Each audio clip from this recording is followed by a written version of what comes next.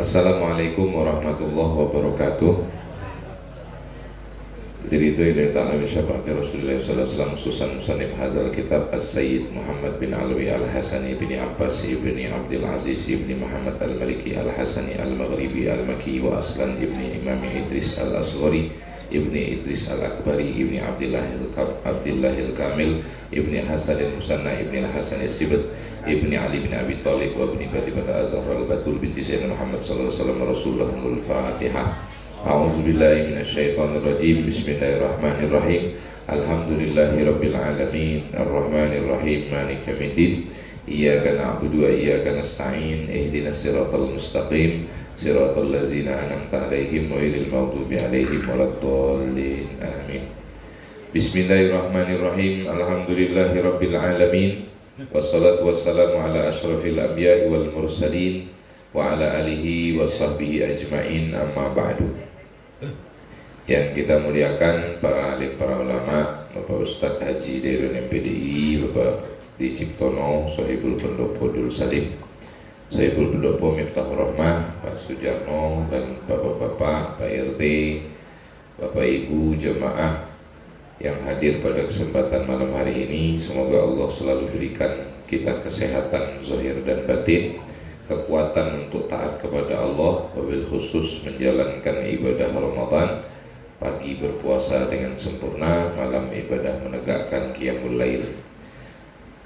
Puji syukur kepada Allah dengan ucapan alhamdulillah. Salawat dan salam kita sampaikan pula kepada junjungan kita Nabi besar Muhammad sallallahu alaihi wasallam dengan ucapan Allahumma sholli ala sayyidina Muhammad wa ala ali sayyidina Muhammad. Bismillahirrahmanirrahim. Qala musannif rahimahullah ta'ala wa ammal adabu fal awwalu minha khuluwul batin minat ta'am allazi yastahilu lubabuhu daman payasri fil uruqi hatta yamla'uha fayuskilu bizalikal jismu wa yuksiru su'udul abkhirati ila timah ila akhiri.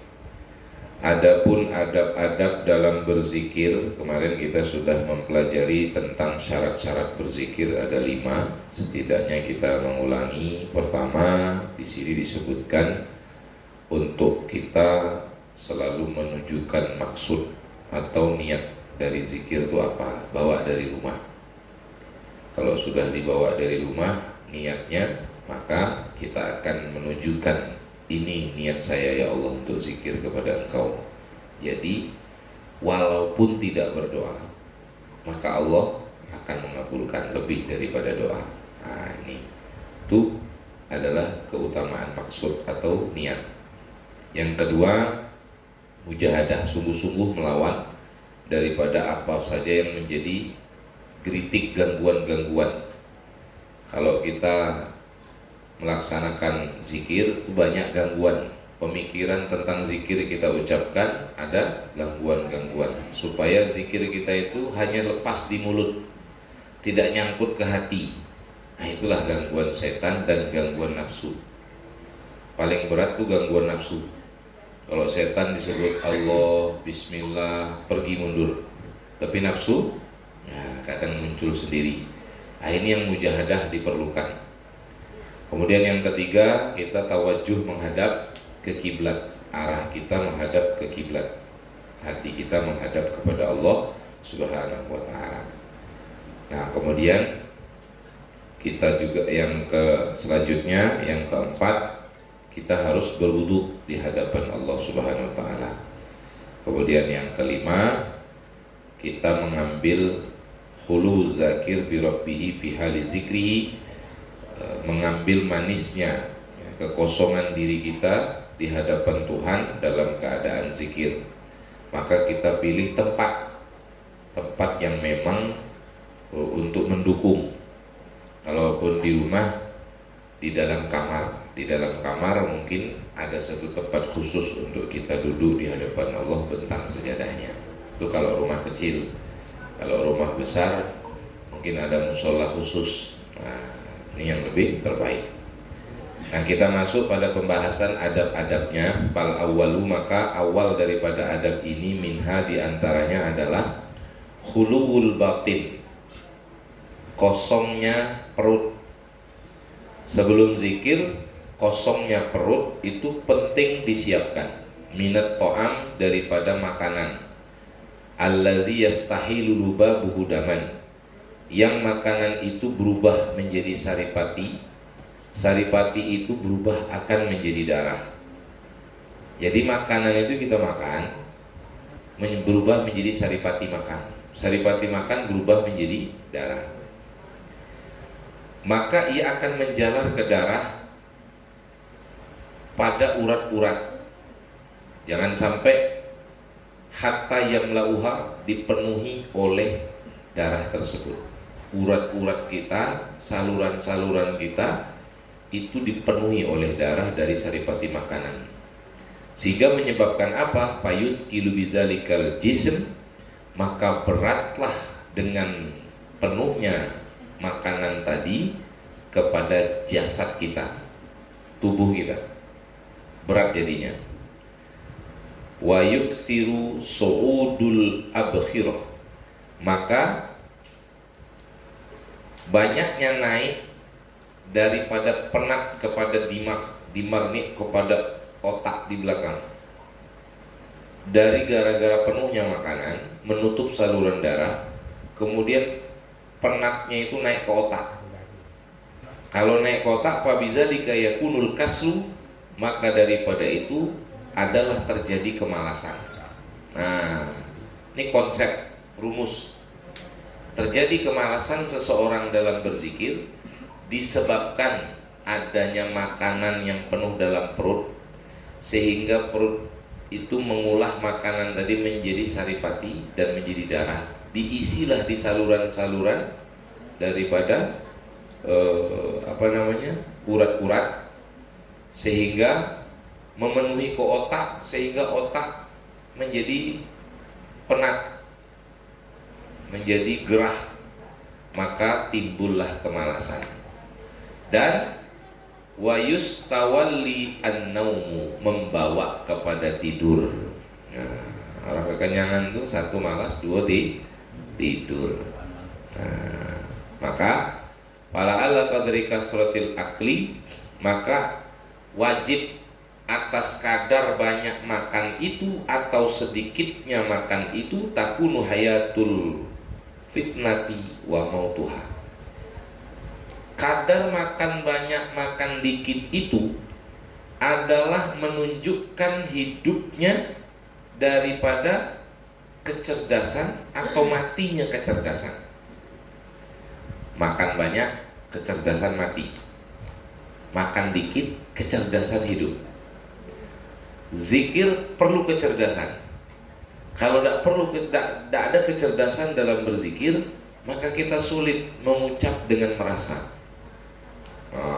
Jadi Bapak Ibu, kita ini kadang-kadang zikir itu mengucap saja, subhanallah, subhanallah, la ilaha illallah, la ilaha illallah, mulut betul, tapi dirasakannya belum.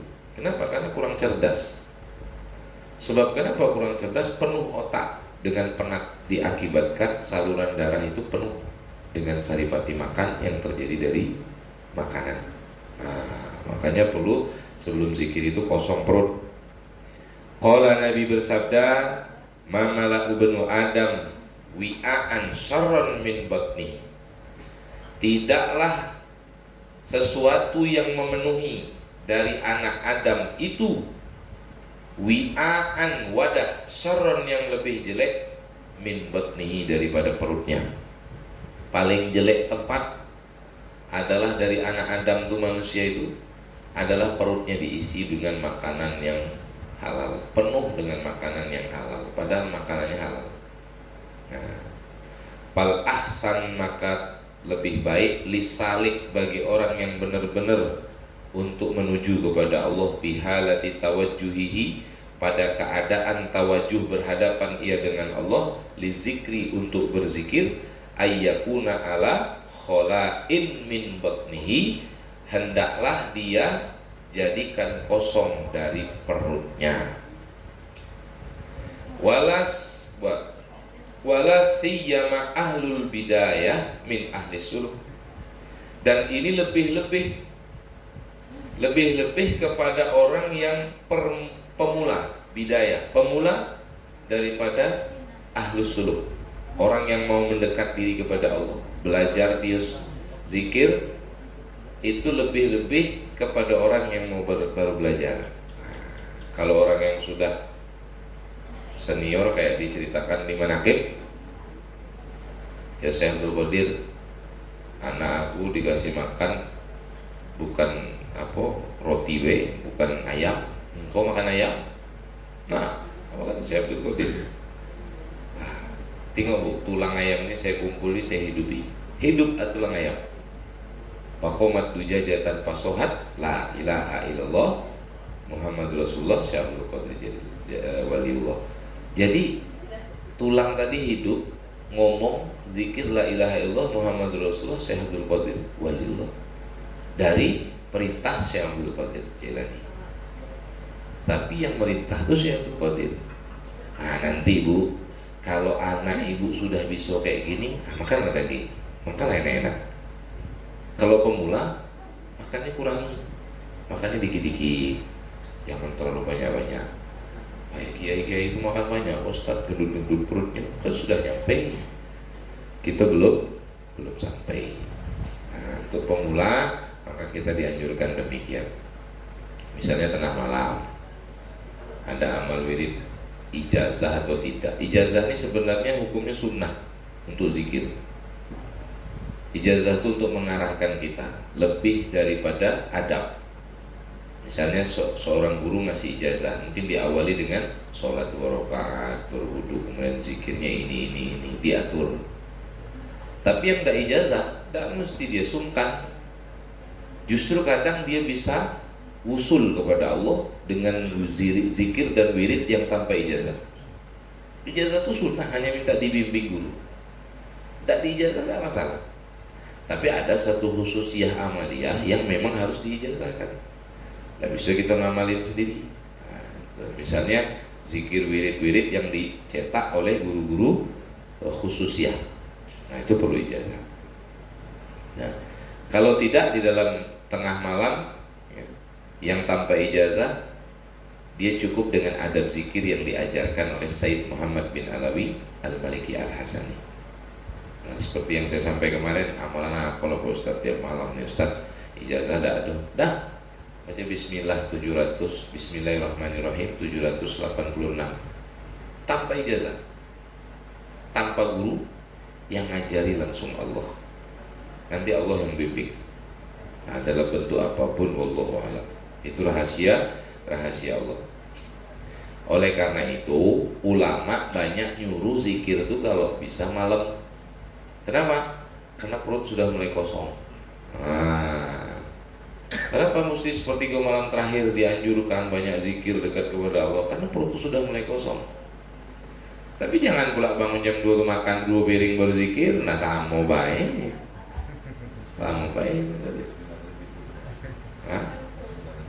Ayo ibu-ibu, bismillahirrahmanirrahim 786 kali dibaca. Tanpa niat, tanpa doa, niatnya sudah sampai. Apapun hajat insya Allah dikabulkan Allah. Kalau bisa tiap hari, kalau tidak ya sesuai hajat. Nah, dan yang penting tuh kita untuk melatih. Misalnya gini, zikir kita la ilaha illallah, afdol zikri, afdol zikir itu la ilaha illallah, kalah semuanya. Paling afdol zikir la ilaha illallah. Baca Quran la ilaha illallah, paling afdol zikir. Apalagi sholawat la ilaha illallah, paling afdol. Kalau mau dibandingkan, cuman tidak boleh kita membandingkan. Karena Nabi sendiri yang ngomong afdhul zikri la ilaha illallah. Nah, kita latih la ilaha illallah. La ilaha illallah. La ilaha illallah. Itu kan kita tidak ada ijazah. Yang belum dapat ijazah, dimasukkan makna per 100, maknanya berbeda. Dilatih. Misalnya la fa'ila illallah, tiada yang berbuat kecuali Allah, dalam hati. Mulutnya la ilaha illallah, hatinya tiada yang berbuat kecuali Allah. La ilaha illallah, tiada yang berbuat kecuali Allah. Per 100, sudah 100 kedua ganti lagi. La ilaha illallah, tiada yang mensifati manusia kecuali Allah.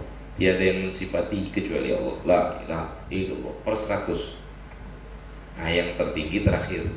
La ilaha illallah, la maujuda illallah, tiada yang ada kecuali Allah. Per 103. Makanya penting kita fidak tuh untuk melatih. Nah, Pak Yai ngapa ngasih Allah dalam hati? Itu kan karena untuk memudahkan. Kalau kita memang benar-benar latihan, ayo kita mujahadahnya memaknai la ilaha illallah, la fa'ila illallah. Tidak ada yang berbuat kecuali Allah. La ilaha illallah, la sifata illallah, tiada yang mensifati kecuali Allah. La ilaha illallah, la maujuda illallah, tiada yang ada di atas muka bumi, alam semesta kecuali Allah. Yang lain tidak ada. Itu kalau sudah 300, yang ke 300. Kalau kita kan per 100 tuh zikir bidah itu. La ilaha illallah, ilahi anta maksudi waridho kamatlubi. Dicoba per 100 nih. La ilaha illallah, la fa'ila illallah, tiada yang berbuat kecuali Allah. Mulutnya la ilaha illallah, tiada yang berbuat kecuali Allah. La ilaha illallah, tiada yang berbuat kecuali Allah. Terus dia maknai per 100. 100 kemudian ganti lagi. Kalau belum pakem masuk lagi. Kan kita banyak. Berapa putaran kalau tidak? 11 atau 12 putaran, kan banyak. Tiada yang ngasih rezeki kecuali Allah, tiada yang menyehatkan kecuali Allah. Semua itu bagian dari la fa'ila illallah, tiada yang berbuat kecuali Allah. La sifata illallah, tiada yang mensifati kecuali Allah. La maujuda illallah, tiada yang ada kecuali Allah. Nah, ini adab yang pertama. Perut kosong. Perlu kita perut kosong. Datang bidah tuh, ya kalau memang punya penyakit mah jangan pula kosong nian lah, kaget pas zikir pingsan. Nah, jadi isi dulu sekedar datang kita bidaan, habis bidaan tuh enak nian makan apa be. Nah, kenapa? Karena sudah selesai zikir kepada Allah. Nah, itu yang pertama. Al-adabus tsani, yang kedua, wa huwal julusu lizikri, ia adalah duduk dalam berzikir. Memang kalau adab dalam Quran itu tidak diajarkan zikir itu nak duduk, nak baring, nak tegak, terserah. Allazina yazkurunallaha qiyaman, berdiri, wa qu'udan, duduk, wa ala junubihi, baring. Itu kalau Quran. Cuman kan kita perlu adab duduk. Ala hayati taqtadi zulla wal khudu was saghar li azamatillah jalla jalaluhu. Duduk kita tuh bagaimana? Atas keadaan yang menuntut kita kehinaan. Jadi duduk itu tuh terasa hina di hadapan Allah. Wal khudu, ketundukan kita, was saghar, kecilnya kita di hadapan Allah, li azamatillah, karena agungnya Allah Subhanahu wa ta'ala. Nah, duduk ini pun diatur. Duduk itu ada beberapa macam. Dalam Islam itu ada beberapa macam duduk. Duduk paling utama zikir itu iftirosi, duduk tahiyat awal, paling afdol. Paling afdol. Kalau sanggup. Kalau nak melatih kata Pak Amin tuh duduk tahiyat awal itu 1 jam. Nah, bidah kita tidak sampai 1 jam. Pegal di situ, kebas di situ, kayak balik lagi normal. Itu duduk paling afdol. Yang kedua, duduknya adalah duduk tawarruk, tahiyat akhir. Yang ketiga baru duduk sila. Ada duduk nih, mohon maaf, duduk yang tidak sopan. Tapak kaki diangkat di atas paha. Nah, begini. Ini duduk yang tidak sopan ketika berzikir. Ini tidak pantas zikir di hadapan Allah, kecuali khususiyah yang diijazahkan guru, beda-beda. Kalau ijazah guru macam-macam, duduk terbalik tawaruk, ada kayak gini kan. Beda-beda tuh kalau guru ngijazah. Tapi dalam standarnya orang-orang salik itu mesti duduknya tidak boleh begini. Nah, itu satu tidak boleh begini. Yang kedua, selonjor kaki ngadap kiblat. Sejelek-jelek adab adalah kaki selonjor ngadap kiblat. Sejelek-jelek adab. Jadi selonjor tuh kaki jangan ngadap kiblat. Nah, miring dikit ya. Kalau kaki menghadap kiblat selonjor, tuh sejelek-jelek adab di hadapan Allah cara duduk. Nah, ini yang mesti kita laksanakan. Nah, keadaan duduk sudah diajarkan, tapi kita rata-rata sila, duduk kita sila. Nah, yang kedua, kita disuruh untuk merasakan kehinaan, berarti nunduk, tunduk, merasa kecil hatinya. Nah, baru mulai berzikir di hadapan Allah Subhanahu wa taala. Idhiya fi hayati zahira, karena dia pada keadaan yang zahir, taksirun fil batin, itu akan membekas dalam batin. Keadaan zahir kita akan membekas ke batin. Maksudnya apa? Cara duduk kita, nunduknya kita, itu akan membekas ke batin. Coba kita duduk selonjor, kaki ngadep kiblat, membekas ke batin, zikir juga malas.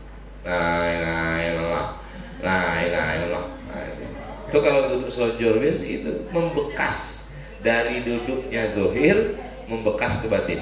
Coba duduk serius, la ilaha illallah, la ilaha illallah. Nampak seriusnya dalam berzikir, nampak seriusnya. Ini yang dikatakan Sayyid Muhammad begitu. Nah, bihasabi muqtadul hay'ah, dengan perhitungan menuntut daripada keadaan. Nah, jadi kita memang dituntut keadaan batin itu supaya bagus, zahir bagus ini. Ini untuk yang standar. Nah, ya. Wazalika li anna nafsalil alaqatil lati bainaha wa bainal jismi. Dan itu dikarenakan diri kita ini bagi alaqah, ya, hubungan, bagi hubungan yang bainaha, di antara zahir dan batin dengan jisim jasad kita itu, apabila ittasafal jismu bisifatihi bisifatin, kalau disifati dari zahir tadi, itu akan membekas di sifatnya pada batin. Adalah orang, ya pernah juga kita sampaikan, pakai baju koko, pakai sarung, pakai kepiah, membekaslah ke batinnya. Setidaknya dia tidak mau berbuat macam-macam. Aku nih pakai baju ini, nah dia. Nah ya, kita memang mencontoh-contoh ulama itu ada yang tidak boleh. Yang tidak boleh itu misalnya duduk-duduk di meja pengajian. Nah di sini nih. Nah itu tidak boleh. Nah kalau kita ngikuti gaya Pak Yai, pakai baju kuku, pakai piah, nah itu boleh-boleh saja. Niat kita ittiba. Nah ittiba. Tapi jangan pula pakai itu jadi sombong. Nah itu salah juga. Karena untuk mensifati batin kita tuh zahir dibaiki. Ittasafatin nafsu bimujibiha. Disifatkan nafsu itu dengan dijawabnya daripada sifat yang batin. Yang zahir tadi menjawab daripada yang batin. Panzur ila maudhi'il jabhati, maka lihatlah kepada tempat dahi, alal ardi, daripada bumi, bis sujud, tempat sujud. Maka kita disuruh tadarruknya itu, khudu'nya itu nunduk, nengok tempat sujud. Wa ila ma yasri, dan kepada sesuatu yang menjalar ila nafsi, kepada diri, bisa babizalik, dengan sebab itu minal khudu', kita tunduk, hina dan terasa hina di hadapan Allah. Hina dan terasa hina. Kalau kita nunduk, merasa diri kita tunduk dan merasa hina di hadapan Allah Subhanahu wa taala. Nah ini. Jadi adab pertama tadi kita kosong perut. Nah yang kedua kita duduknya yang diatur. Nah besok yang ketiga irmadul ainai, memejamkan mata. Kenapa kok zikir harus menjamin mata? Ya enak, buka mata lah, jelas. Itu pejam mata. Nah apa kaitannya nanti? Nah itu di pertemuan malam Senin mendatang, insyaallah. Mudah-mudahan bermanfaat. Saya akhiri, wallahu muwaffiq ila aqwamit thoriq. Assalamualaikum warahmatullahi wabarakatuh. Waalaikumsalam warahmatullahi wabarakatuh.